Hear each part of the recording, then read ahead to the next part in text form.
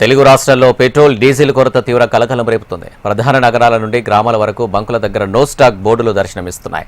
వనపర్తి జిల్లా ఆత్మకూరులో petrol bunk దగ్గర తెల్లవారుజాము నుంచి వాహనదారులు, రైతులు పెట్రోల్ డీజిల్ కోసం బారులు తీరారు. డీజిల్ పెట్రోల్ దగ్గర వాహనదారులు తీవ్ర ఇబ్బందులు పడుతున్నారు. ప్రస్తుతం పొలం పనులకు కీలకమైన సీజన్ పెట్రోల్ డీజిల్ కొరత అన్నదాతల పాలిట శాపంగా మారింది.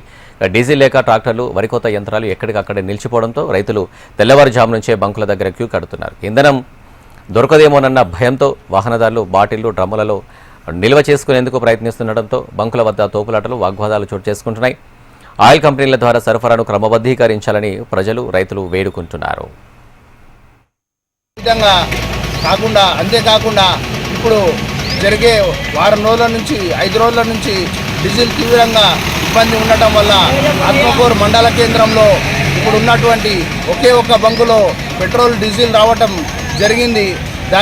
దాని కారణంగానే ఇక్కడ ఈ డీజిల్ బంకులో అత్యధిక వాహనాలు కానీ, ఈ వరికోత మిషన్లు కానీ, ఈ ట్రాక్టర్లు కానీ అనేక రకాలుగా రైతులు, వినియోగదారులు చాలా ఇబ్బంది పడుతున్నారు.